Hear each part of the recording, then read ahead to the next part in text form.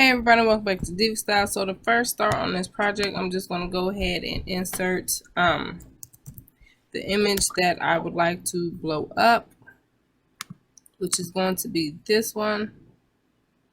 So right now what I'm going to do is just crop it down as small as I can, because the background doesn't really matter. It's going to be cut out. Okay. So to get this to be a life-size image, you're just going to go ahead and I think I'm going to print it in parts, pretty much like a puzzle. So first I want to change the size of my paper. Yes. Okay, but I want to change the orientation of it, because I want to be able to print as big as I can. Okay, there we go.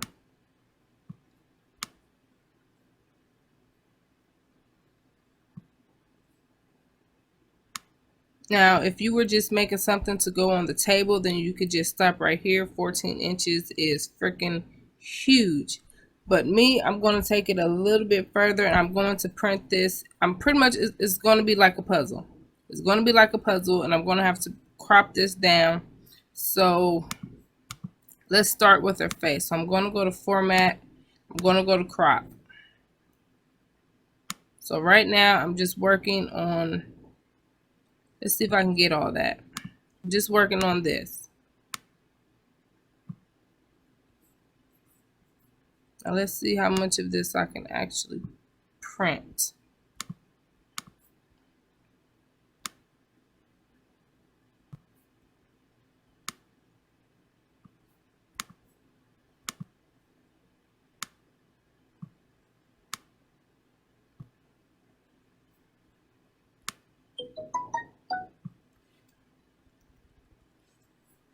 Let's crop it down just a little bit more.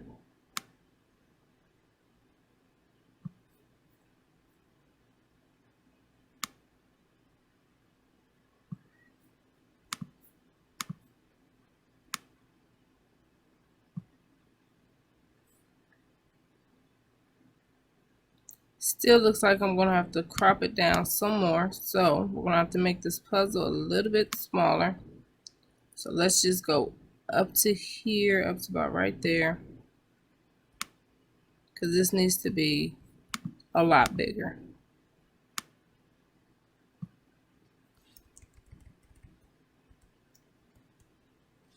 All right, let me see how big this is. This is what? 7 inches by 8, 7 by 8. Still not big enough. So this is now going to have to be split into 2 parts. Yep.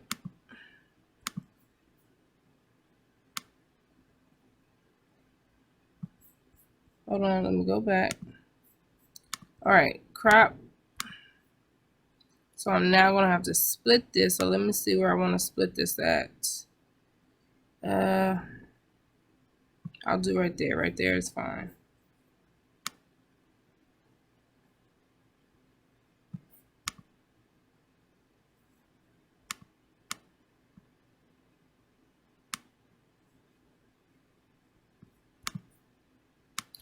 Okay, so this is what I have right here, because this is about the size that it needs to be.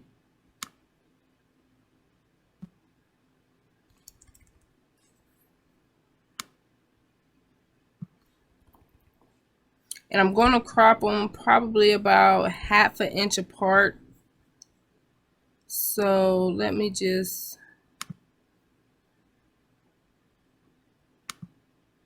there we go. Bring the color back. Okay.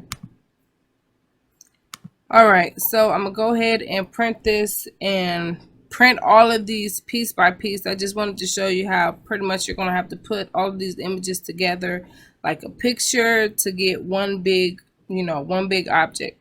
So I'm gonna go ahead and print this, and then I will see you guys soon. All right, you guys, so this is what I have after everything is printed. I am now going to go ahead and cut everything out. You guys, The first couple images I had printed looked huge as heck, so I had shrunk it down. But now that I'm looking at it, I probably should have kept it as big as it was, because you know this looks like it's going to be just a little bit shorter than what she actually is. But I'm gonna go ahead and cut all of this out, all of the pieces out, and then I'll be right back. Alright, this is what it looks like all cut out. What I'm going to do now is actually take this glue stick and glue it. It's not glued together, but I'm going to glue the pieces together. And then as you see here, I have some old Amazon boxes. This is what I'm going to be using for the cardboard to make it sturdy. I am then going to glue her to the cardboard pieces. So yeah, I will see you guys soon. Alright you guys, so as you can see, I went on ahead and tore apart a box, and this is what it's looking like so far. What I'm going to do now is combine the boxes together before I put her on it. I'm going to tape the pieces of the cardboard together. That way it's one uniform piece, and then I'm going to go ahead and glue her down.